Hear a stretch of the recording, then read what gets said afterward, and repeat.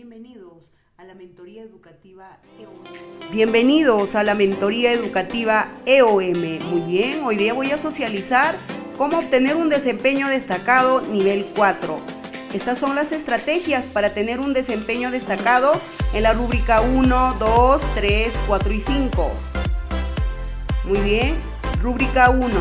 Involucra activamente a los estudiantes en el proceso de aprendizaje. ¿Cuáles son las estrategias que movilizan la rúbrica 1? Las estrategias de enseñanza y aprendizaje son las siguientes.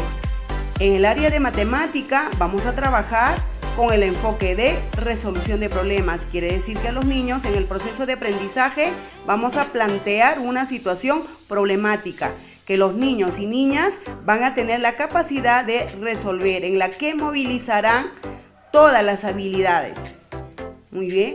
En el área de ciencia y tecnología, de igual modo, van a resolver los problemas de indagación, en la que movilizarán igual las competencias y las capacidades para resolver lo que es investigación.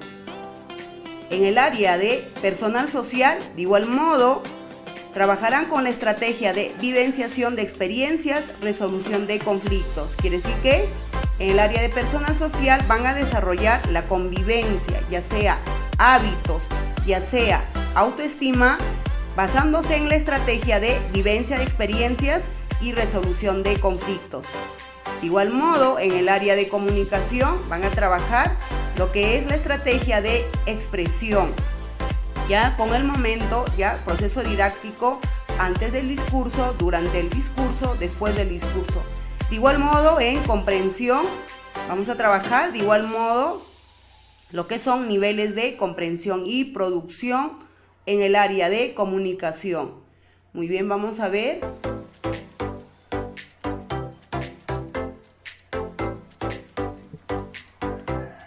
¿Cuáles son las estrategias que movilizan la rúbrica 1? Organización del espacio pedagógico. ¿Cómo debe estar organizado el espacio pedagógico para tener un desempeño destacado? Podemos organizar el aula con los mobiliarios en semicírculo, círculo, en forma de U, en forma de S, etc. Muy bien, y esto nos va a permitir que los niños y niñas puedan sentarse en un espacio que permita la interacción entre niños y niñas y la docente. De igual modo, la organización de los niños y niñas es fundamental. Ya, ¿cómo debe ser organizados los niños y niñas? Muy bien, esta organización se tiene que hacer de acuerdo a una negociación con los niños y niñas. Pedirles cómo se organizaría. Muy bien, los niños y niñas se pueden organizar en grupos de dúos, tríos, grupos grandes, etc. Y esto va a permitir que los niños puedan, durante el proceso de aprendizaje, participar de manera activa. De igual modo, se puedan organizar para poder resolver los problemas planteados.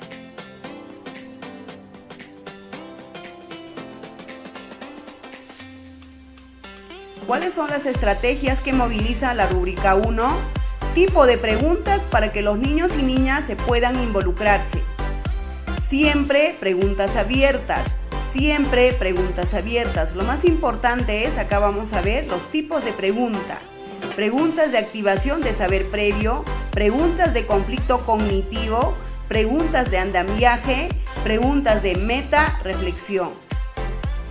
Vamos a ver cada uno de ellos en qué consiste.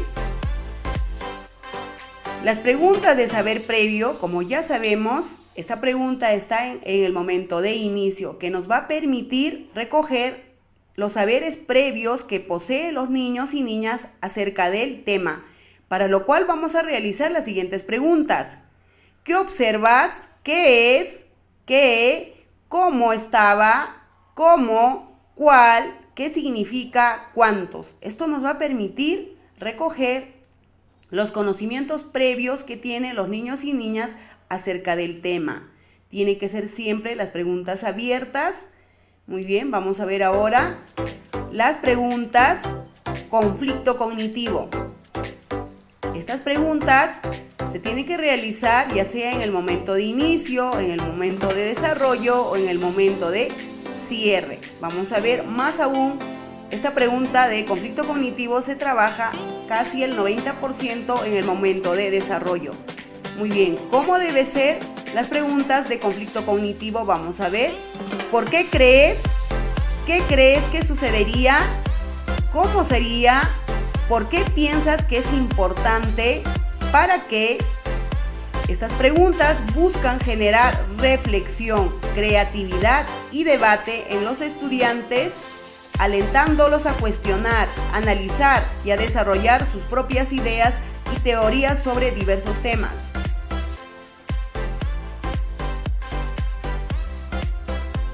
Muy bien, acá vamos a ver, la maestra realiza las preguntas, conflicto cognitivo, y eso hace que los niños y niñas puedan responder a las preguntas planteadas por la docente.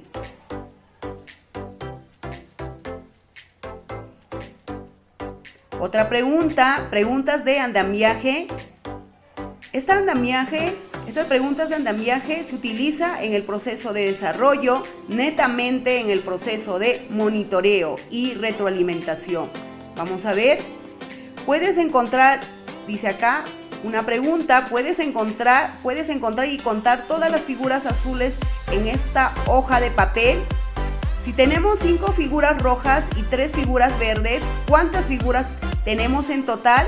Vamos a contarlas juntos para saberlo. Puedes organizar las figuras azules en una línea y contarlas hasta 8. Muy bien, estas son preguntas que son cruciales para realizar lo que son las preguntas de andamiaje que se realiza en el proceso de retroalimentación. Muy bien. Ahí la maestra se está sentando y luego, realizando las preguntas de andamiaje que permite a los niños y niñas construir el aprendizaje esperado.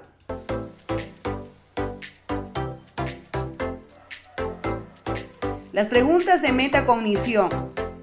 Estas preguntas se realizan en el momento de desarrollo, pero aún estas preguntas tienen que ir netamente al momento de cierre, que permite a los niños y niñas reflexionar sobre su proceso de aprendizaje. Vamos a ver cuáles son las preguntas. ¿Qué has aprendido hoy? ¿Qué estrategias aplicaste para resolver el problema? ¿Qué proceso seguiste para resolver el problema? ¿Qué dificultad tuviste y cómo resolviste? ¿Para qué te sirve este aprendizaje? ¿Cómo puedes aplicar este aprendizaje a la vida real?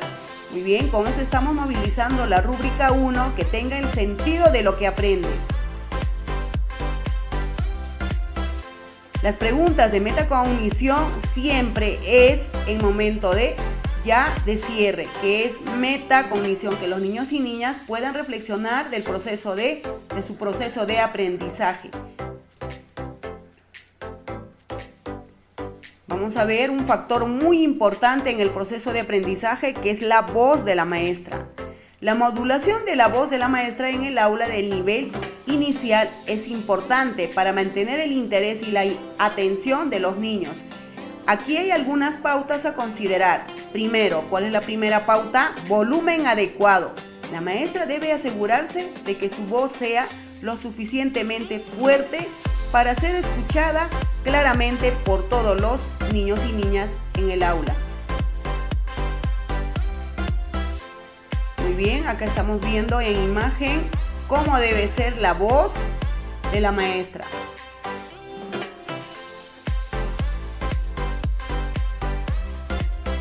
Ritmo y velocidad. La maestra debe hablar a un ritmo y velocidad que permita a los niños y niñas procesar la información. Entonación y énfasis. La maestra puede utilizar cambios de entonación para resaltar palabras claves. Esto ayuda a captar la atención de los niños y resaltar la información relevante.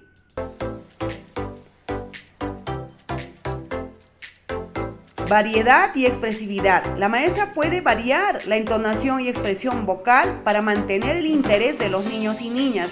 Puede utilizar diferentes tonos de voz, susurros, suspensos o entusiasmos, según el contexto y el contenido. ¿Qué más? La claridad en la pronunciación. Es esencial que la maestra pronuncie claramente las palabras y utilice un lenguaje apropiado para... Esto facilita la comprensión y el aprendizaje efectivo. ¿Qué más? Variedad en la expresión. Tiene que haber claridad en la pronunciación que los niños y niñas puedan escuchar.